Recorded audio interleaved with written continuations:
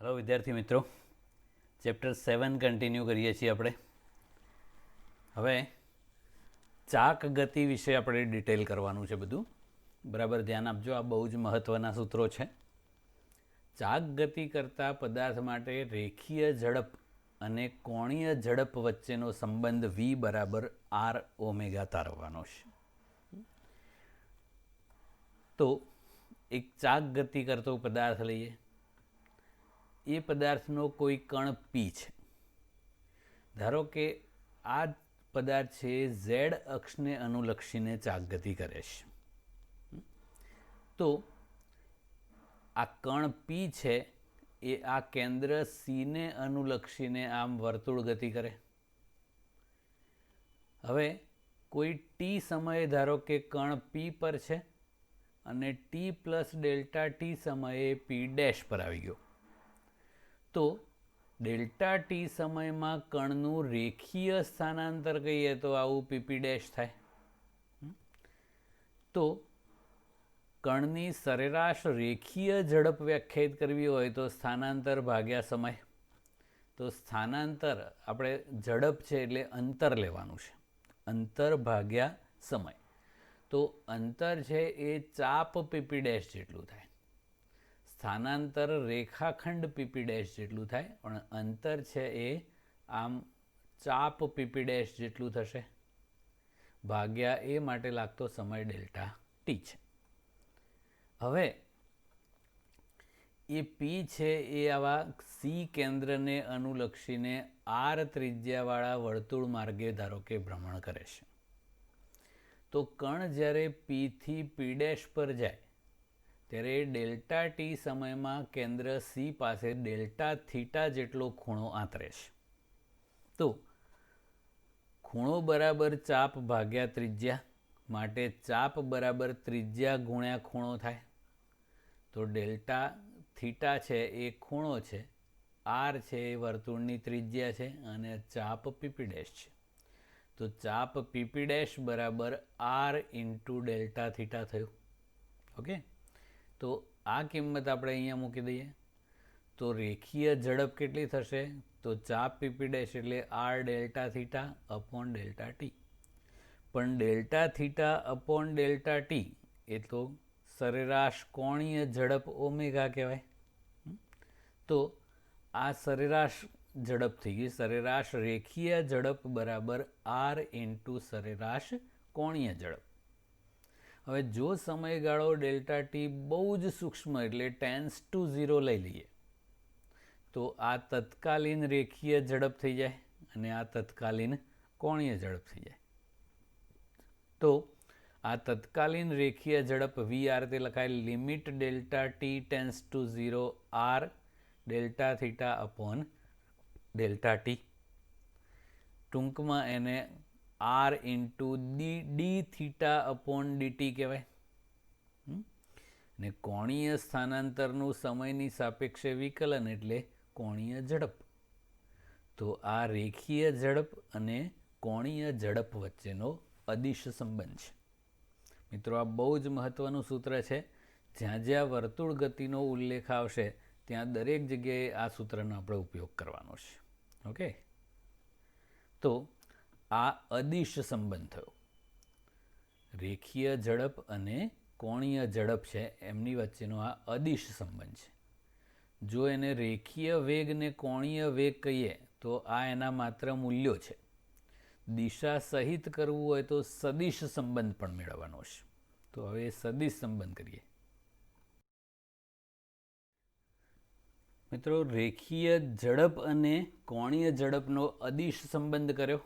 હવે રેખીય વેગ અને કોણીય વેગ વચ્ચેનો સદિશ સંબંધ કરવાનો છે.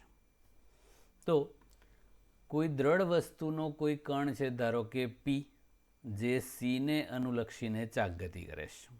આ એની ભ્રમણાક્ષ છે. તો એના વર્તુળ માર્ગની ત્રિજ્યા આ થાય સીપી એટલે આર. ઓકે, હવે અદિશ સંબંધ આપણને ખબર છે વી બરાબર આર ઓમેગા. વી એટલે રેખીય ઝડપ, આર વર્તુળ માર્ગની ત્રિજ્યા છે અને ઓમેગા એની કોણીય ઝડપ છે. હવે કોઈ આઈમાં કણ માટે લખવું હોય તો આપણે આવું લખી શકીએ VI equal to RI into omega. કેમ ઓમેગા આઈ ના લખ્યું? તો ઓમેગા છે એ ચાક ગતિની લાક્ષણિકતા કહેવાય છે. મતલબ કે દરેકે દરેક કણની જે કોણીય ઝડપ છે એ એક સમાન જ હોય. એટલે એમાં ઓમેગા 1 2 3 ના આવે. બધા જ કણોની કોણીય ઝડપ એક સરખી જ હોય. દાખલા તરીકે સીલિંગ ફેન હોય એ એની ધરીને અનુલક્ષીને ચાક ગતિ કરતો હોય તો કોઈ એક પાંખિયું આપણે વિચારીએ તો એ 90 ડિગ્રી ફરતું હોય તો બીજું પાંખિયું પણ 90 ડિગ્રી જ ફરે, ત્રીજું પાંખિયું પણ 90 ડિગ્રી જ ફરે. મતલબ બધાનું કોણીય સ્થાનાંતર સરખા સમયમાં સરખું જ હોય તો એની કોણીય ઝડપ પણ સરખી જ હોય. ઓકે, તો આ વ્યાપક રૂપે n કણોના તંત્ર માટે આપણે આવું લખ્યું. જો r ઇક્વલ ટુ 0 લઈ લઈએ તો એ અક્ષ પરનું બિંદુ થઈ જાય. તો અક્ષ પર કણ સ્થિર હોય એટલે એના માટે r બરાબર 0 કરો તો રેખીય ઝડપ 0 હોય. એટલે આ જે ભ્રમણાક્ષ છે એની પરના બધા જ કણો સ્થિર હોય અને બાકીના બધા જ વર્તુળમય ગતિ કરતા હોય છે. હવે આપણે રેખીય વેગ અને કોણીય વેગ વચ્ચેનો સદિશ સંબંધ મેળવવો છે. તો આવો કોઈ કણ P વિચારીએ અને સંદર્ભ બિંદુ ઓની સાપેક્ષે એ કણનો સ્થાન સદિશ ધારો કે સદિશ R છે. અને આ જે કણ છે એ આ C ને અનુલક્ષીને વર્તુળ ગતિ કરે છે અને આ P પરથી આપણે ભ્રમણાક્ષ ઉપર લંબ દોરી દઈએ તો આ જે R પરપેન્ડિક્યુલર, ગુજરાતીમાં આપણે એને R લંબ કહીશું, એ એના વર્તુળ માર્ગની ત્રિજ્યા થશે. હવે આપણે ઓમેગા અને આરનો અદિશ સંબંધ આવો છે. આપણે એને સદિશ જવાબ લાવવો હોય તો ક્રોસ પ્રોડક્ટ વડે દર્શાવવું પડે. તો આપણે અહીંયા એને સદિશ ઓમેગા ક્રોસ સદિશ આર વડે દર્શાવીએ તો ઓમેગા સદિશ છે એ એનો કોણીય વેગ થશે.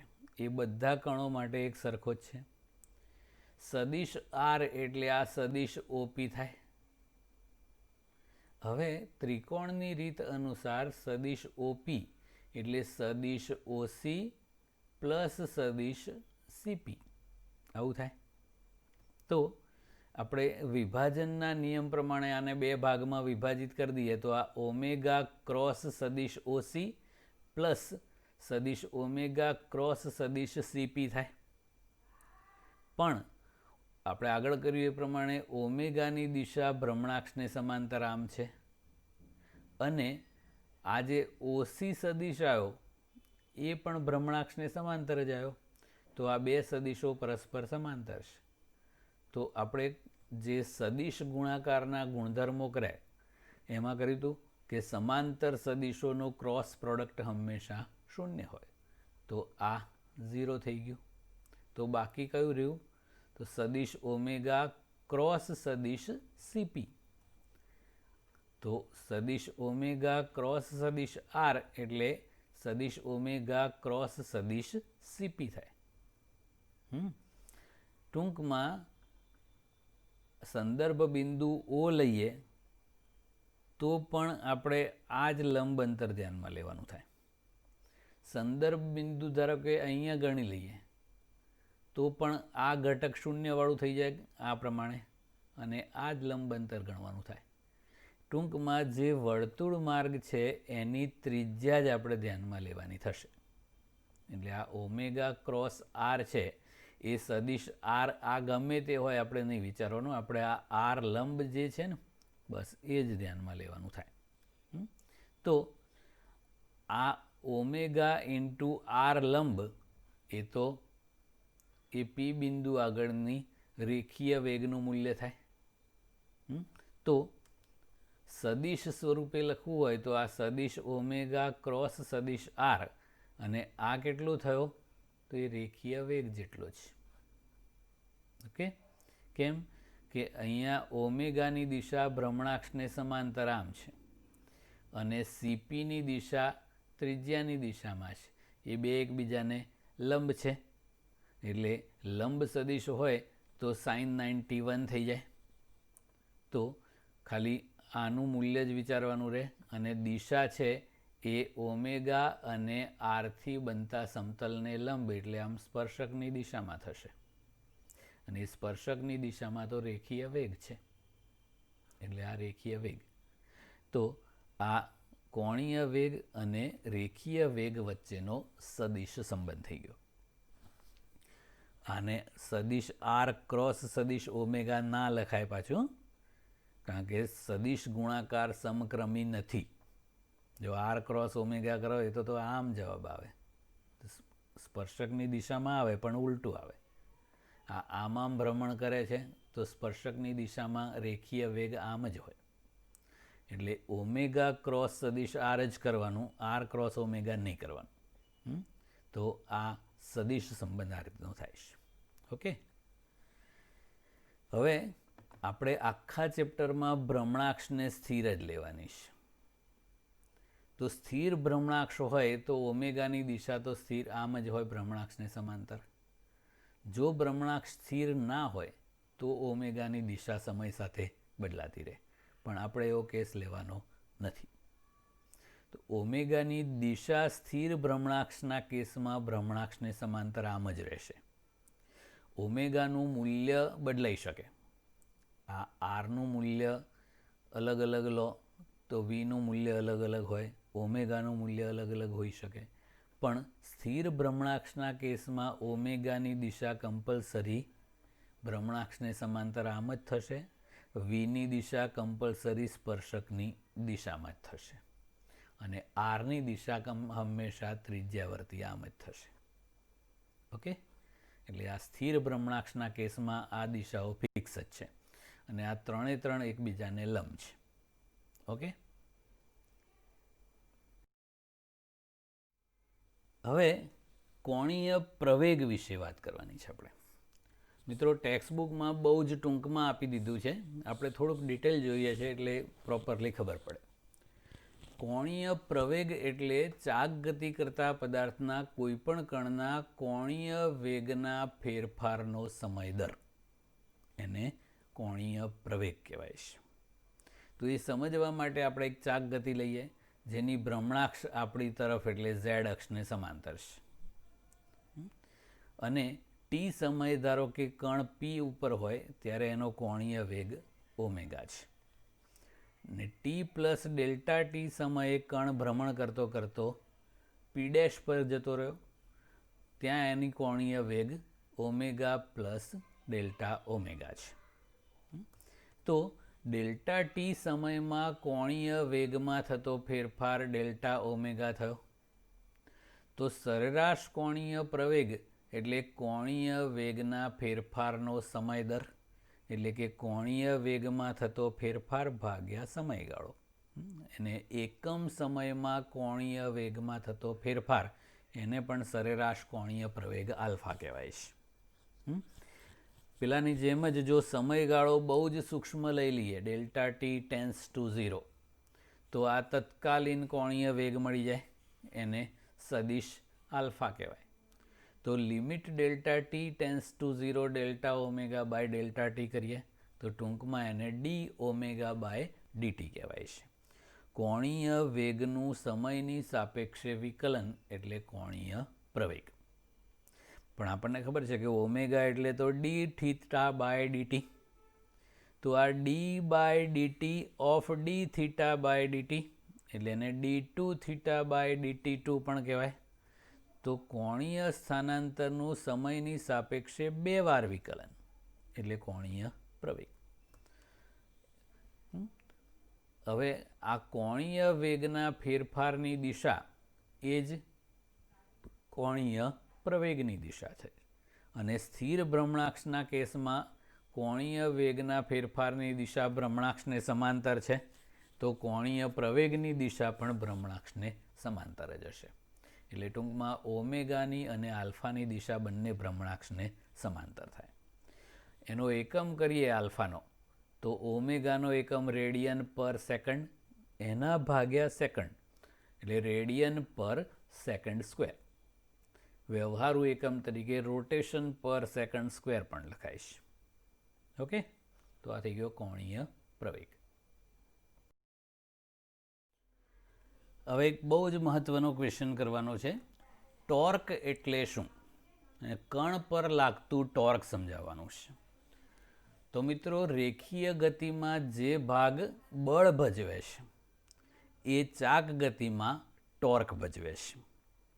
આપણે બારણું ખોલ બંધ કરતા હોઈએ તો બારણું છે એ મિજાગરાને અનુલક્ષીને ચાક ગતિ કરતું કહેવાય. તો બારણું ખોલ બંધ કરવા માટે આપણે બળ નથી લગાડતા, એકચ્યુઅલી ટોર્ક લગાડીએ છીએ. તો એ ટોર્ક શું છે એ ગુજરાતીમાં એને બળની ચાક માત્રા પણ કહેવાય છે. તો અહીંયા આપણે કોઈ કણ પી વિચારીએ. એ કણ દ્રઢ વસ્તુનો જ હોય એવું જરૂરી નથી, કોઈ પણ કણ પી છે. એની ઉપર આ રીતે ધારો કે F જેટલું બાહ્ય બળ લાગે છે. તો એ બળને લંબાવતી આપણે રેખા દોરીએ આમ, તો આ PQ રેખા છે, એને બળની કાર્ય રેખા કહેવાય છે. હવે ઉગમ બિંદુ ઓની સાપેક્ષે પીનો સ્થાન સદિશ ધારો કે સદિશ R છે. તો સદિશ R એટલે આમ થયું, અને સદિશ F એ આમ છે. એ બંને વચ્ચેનો ખૂણો ધારો કે થીટા છે. તો ટોર્કને આ રીતે વ્યાખ્યાયિત કરવામાં આવે છે. સદિશ R અને સદિશ F એ બંનેના સદિશ ગુણાકારને સંદર્ભ બિંદુ ઓની સાપેક્ષે કણ પી પર લાગતું ટોર્ક કહેવામાં આવે છે.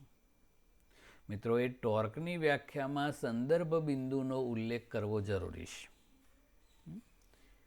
અને સૂત્ર પ્રમાણે લખીએ તો એ સદિશ ગુણાકાર છે. સદિશ ટો ઇક્વલ ટુ સદિશ R ક્રોસ સદિશ F. કારણ કે આ બંને સદિશ છે અને ક્રોસ પ્રોડક્ટ કરો તો જ જવાબ સદિશ આવે. તો ટોર્ક છે એ સદિશ રાશિ છે. માત્ર મૂલ્ય સ્વરૂપે લખવું હોય તો tau equal to RF sine theta થાય. એ થીટા છે એ સદિશ R અને સદિશ F વચ્ચેનો ખૂણો છે. એને થોડુંક મોડિફાઈ કરીને લખવું હોય તો આ FR સાઇન થીટા પણ લખાય. તો F છે એ તો બળ થયું, R સાઇન થીટા તો ઓથી પીનું ઓરિજિનલ અંતર R છે. હવે એ બળની જે કાર્યરેખા છે આ PQ, એની પર ઓમાંથી લંબ દોરી દઈએ તો આ OQ મળે. તો આ ખૂણો થીટા છે તો આ પણ થીટા થાય. તો આ ખૂણાની સામેની બાજુ થાય અને આ કર્ણ થાય. તો અહીંયા આપણે સાઇન થીટા વ્યાખ્યાયિત કરીએ તો સામેની બાજુ ભાગ્યા કર્ણ થાય. તો સાઇન થીટા બરાબર OQ અપોન સ્મોલ r, માટે OQ બરાબર સ્મોલ r સાઇન થીટા. તો એને ગુજરાતીમાં કહેવું હોય તો બળની કાર્યરેખાનો સંદર્ભ બિંદુ ઓથી લંબ અંતર કહેવાય. આ R સાઇન થીટા છે એ બળની કાર્યરેખાનું સંદર્ભ બિંદુ ઓથી લંબ અંતર છે. તો આપણે આને ગુજરાતીમાં લખવું હોય તો આવું થાય.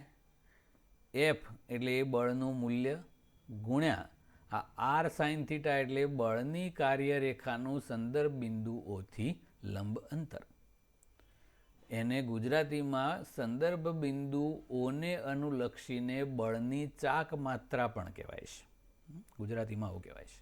ટોર્ક ઇંગ્લિશ શબ્દ છે, બળની ચાક માત્રા એનું ગુજરાતી છે. હવે એની દિશા અને મૂલ્ય એની વાત કરીએ એકમની. તો મિત્રો, આપણે ટોર્કને ગુજરાતીમાં બળ સંદર્ભ બિંદુને અનુલક્ષીને બળની ચાક માત્રા કીધી.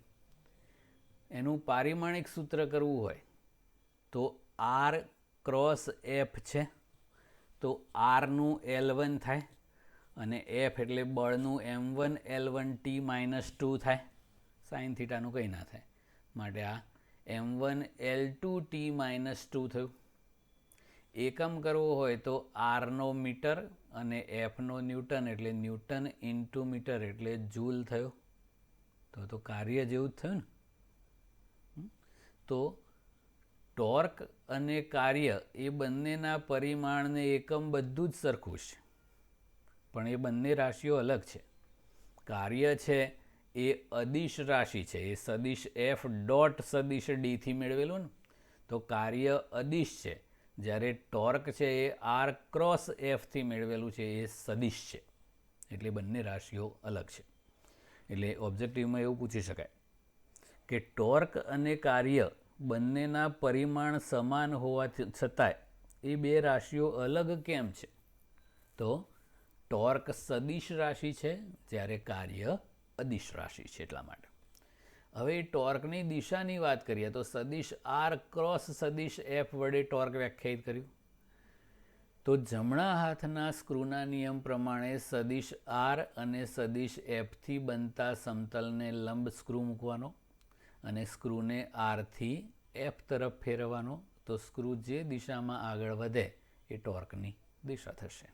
એટલે ટૂંકમાં એ જમણા હાથના સ્ક્રૂના નિયમ પરથી શોધી શકાય. અને ટોર્કનું મૂલ્ય છે એ સંદર્ભ બિંદુ પર આધાર રાખતું નથી, પણ વ્યાખ્યામાં એનો ઉલ્લેખ કરવો જરૂરી છે. કેમ કે જો એ બળની કાર્યરેખા સંદર્ભ બિંદુમાંથી પસાર થતી હોય તો ટોર્ક 0 થઈ જાય. એટલે સંદર્ભ બિંદુ ક્યાં છે એ દર્શાવવું જરૂરી છે.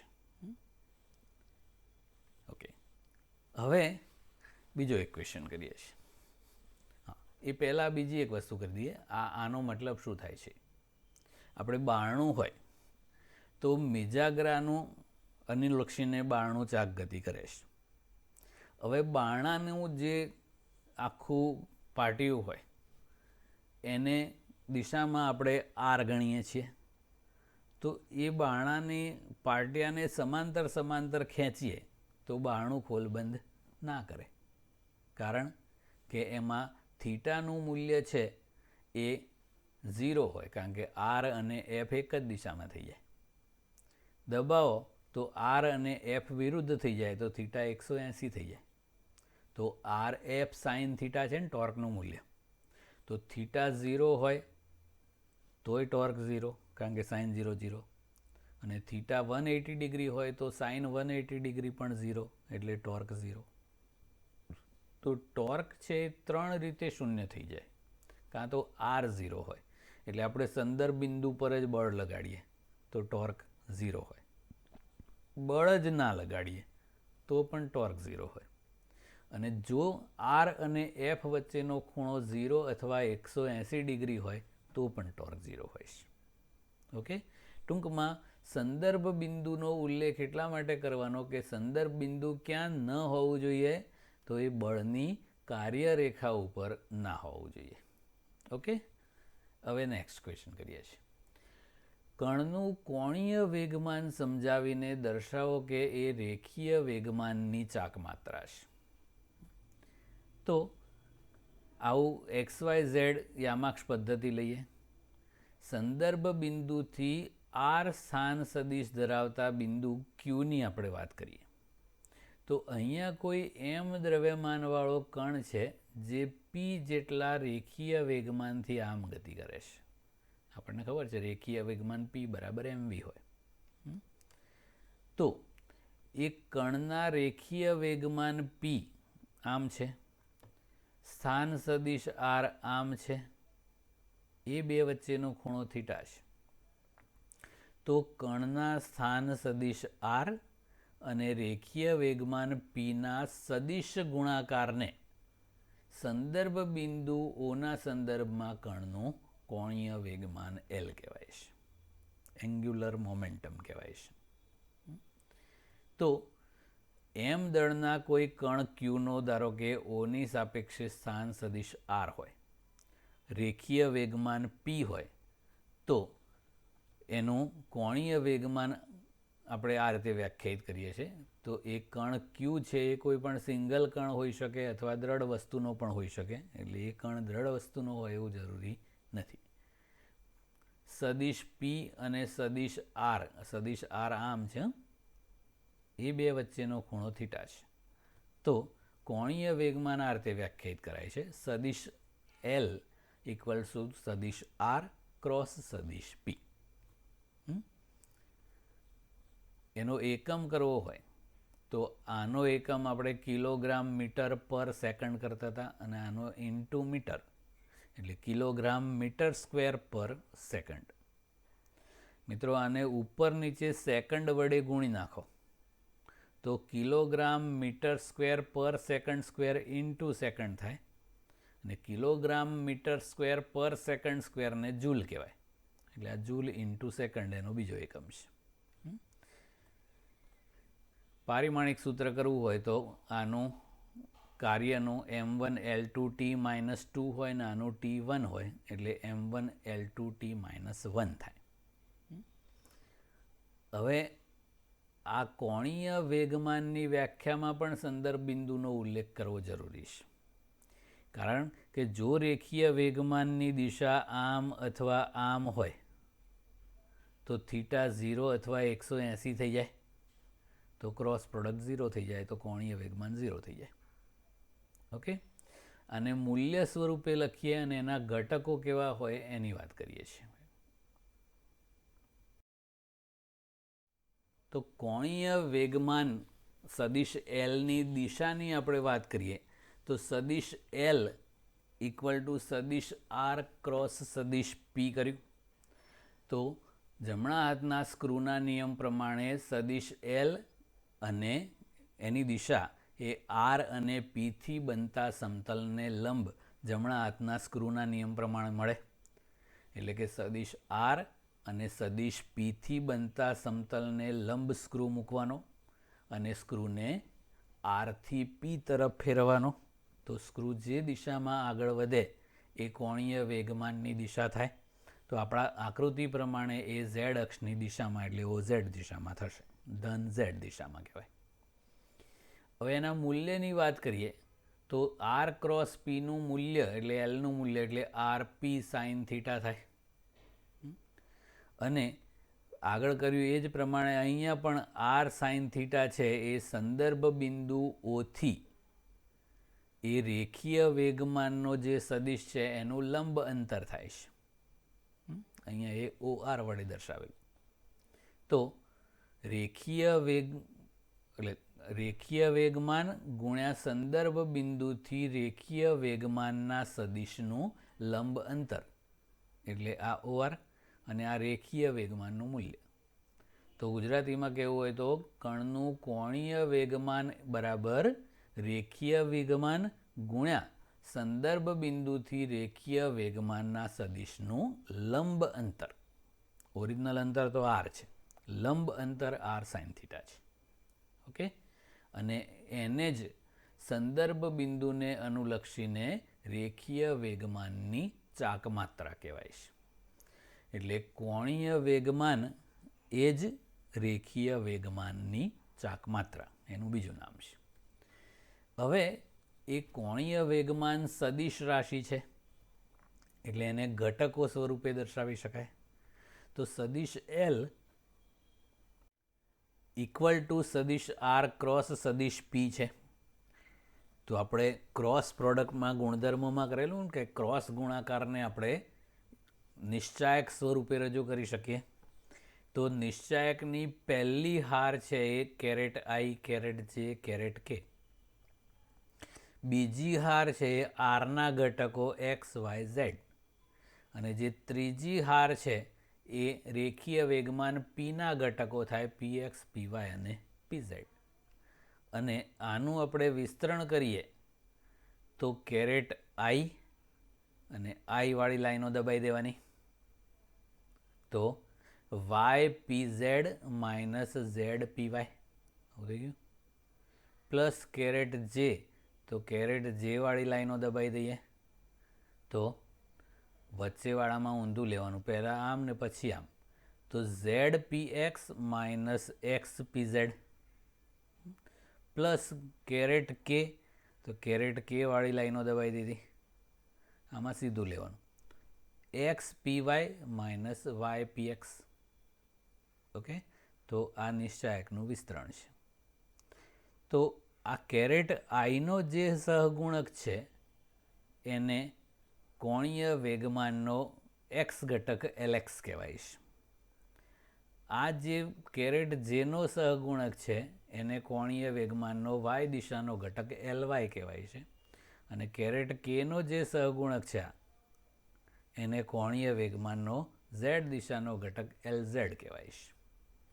એટલે આ કોણીય વેગમાનને એના 3 કાર્ટેશિયન ઘટકો સ્વરૂપે આ રીતે દર્શાવી શકાય. ઓકે, તો આ એલએક્સ, એલવાય અને એલઝેડ એ કોણીય વેગમાનના એક્સ, વાય અને ઝેડ દિશાના ઘટકો થઈ ગયા. ઓકે, હવે આગળ.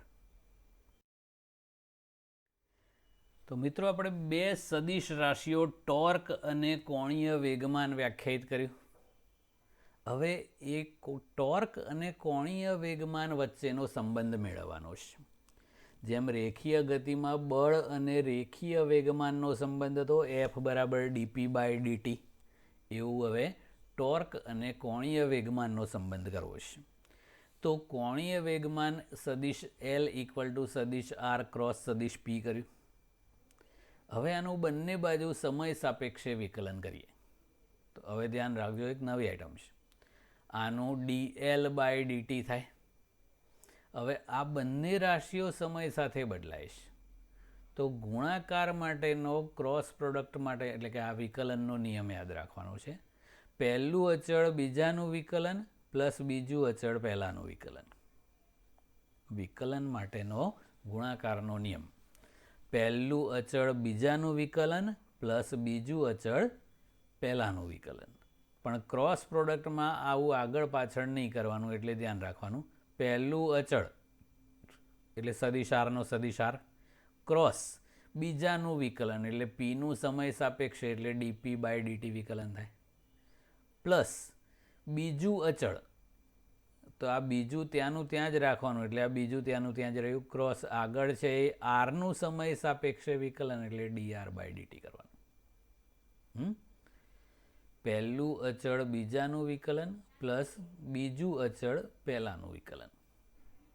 ઓકે, હવે આપણને ખબર છે કે ડીપી બાય ડીટી એટલે તો સદિશ એફ બળ, અને ડીઆર બાય ડીટી સ્થાનાંતરનું સમયની સાપેક્ષે વિકલન એટલે તો વેગ થાય. તો એ કિંમતો મૂકીએ તો dl by dt equal to સદિશ આર ક્રોસ સદિશ એફ વત્તા આ સદિશ વી ક્રોસ સદિશ પી થયું. પણ રેખીય વેગ અને રેખીય વેગમાન એ બંને તો એક જ દિશામાં હોય ને, તો એ બંને એક જ દિશામાં એટલે સમાંતર સદિશો થયા, અને સમાંતર સદિશોનો ક્રોસ પ્રોડક્ટ તો 0 હોય. તો આ 0 થઈ જાય. તો બચ્યું શું? તો ડીએલ બાય ડીટી બરાબર સદિશ આર ક્રોસ સદિશ એફ. પણ સદિશ આર ક્રોસ સદિશ એફ એટલે તો વ્યાખ્યા પ્રમાણે ટોર્ક છે. તો ટો બરાબર ડીએલ બાય ડીટી થઈ ગયું. આને શબ્દોમાં કહેવું હોય તો કોણીય વેગમાનના ફેરફારનો સમય દર ટોર્ક બરાબર હોય છે. મિત્રો, ઓબ્જેક્ટિવમાં આવું પૂછે કે ન્યૂટનના ગતિના બીજા નિયમ રેખીય વેગમાનના ફેરફારનો સમય દર બળ બરાબર હોય છે, એને સમતુલ્ય વિધાન ચાક ગતિના સંદર્ભમાં જણાવો. તો રેખીય વેગમાન હોય એવું ચાક ગતિમાં કોણીય વેગમાન છે. રેખીય ગતિમાં જે ભાગ બળ ભજવે છે એ ચાક ગતિમાં ટોર્ક ભજવે છે. એટલે અહીંયા રેખીય વેગમાન હોય ત્યાં કોણીય વેગમાન ને બળની જગ્યાએ ટોર્ક. એટલે આવું થઈ જાય કોણીય વેગમાનના ફેરફારનો સમય દર ટોર્ક બરાબર હોય છે. તો આ ચાક ગતિના સંદર્ભમાં ન્યૂટનનો ગતિનો બીજો નિયમ થઈ ગયો. ઓકે, હવે બીજો એક ક્વેશ્ચન છે. કણોના કોઈ તંત્ર માટે ટોર્ક અને કોણીય વેગમાન વચ્ચેનો સંબંધ. આ એક કણ માટે હતો, હવે કણોના બનેલા તંત્ર માટે છે. તો n કણોનું બનેલું કોઈ તંત્ર આપણે વિચારીએ તો એ દરેક કણના કોણીય વેગમાનો ધારો કે સદિશ L1 સદિશ L2 પ્લસ અપ ટુ સદિશ Ln છે. તો એ દરેક માટે આપણે આ સંબંધ કરવાનો છે. હવે જોઈએ, આખા તંત્રનું કુલ કોણીય વેગમાન હોય એને આપણે કેપિટલ L કહીશું. કણો માટે સ્મોલ l લેટર્સ વાપરીશું અને આખા તંત્ર માટે કેપિટલ L. તો મિત્રો, તંત્રનું કુલ કોણીય વેગમાન એટલે પ્રત્યેક કણોના કોણીય વેગમાનોનો સદિશ સરવાળો. હવે આનું બંને બાજુ સમય સાપેક્ષે વિકલન કરીએ તો આ d capital L by dt equal to dl1 by dt plus dl2 by dt plus up to dln by dt થાય. પણ કણ માટે dl બાય dt એટલે ટોર્ક આપણે સાબિત કરી દીધું. તો આ dl1 બાય dt છે એ કણ 1 પર લાગતું ટોર્ક થાય. એ જ રીતે dl2 બાય dt એ કણ 2 પર લાગતું ટોર્ક થાય. અને dln બાય dt એટલે કણ n પર લાગતું ટોર્ક થાય.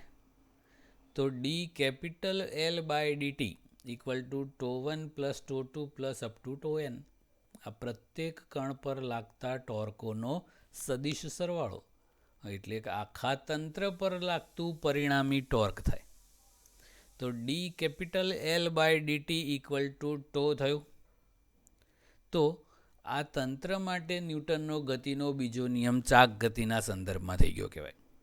શબ્દોમાં કહેવું હોય તો કણોના તંત્રના કોણીય વેગમાનના ફેરફારનો સમય દર તંત્ર પર પ્રવર્તતા પરિણામી બાહ્ય ટોર્ક બરાબર હોય છે. કેમ બાહ્ય ટોર્ક? કારણ કે આંતરિક ટોર્ક હોય એનું પરિણામી ટોર્ક હંમેશા શૂન્ય હોય. કોઈ પદાર્થને આપણે મૂકી રાખ્યો હોય તો જાતે ભ્રમણ ના કરે, એની પર કોઈ બાહ્ય ટોર્ક લગાડવામાં આવે તો ભ્રમણ કરી શકે. એટલે આ પેલામાં જેમ એફ એક્સટર્નલ લેતા હતા એવું એકચ્યુઅલી આ ટો એક્સટર્નલ છે. ઓકે, એટલે આ ચાક ગતિના સંદર્ભમાં તંત્ર માટે ન્યૂટનનો ગતિ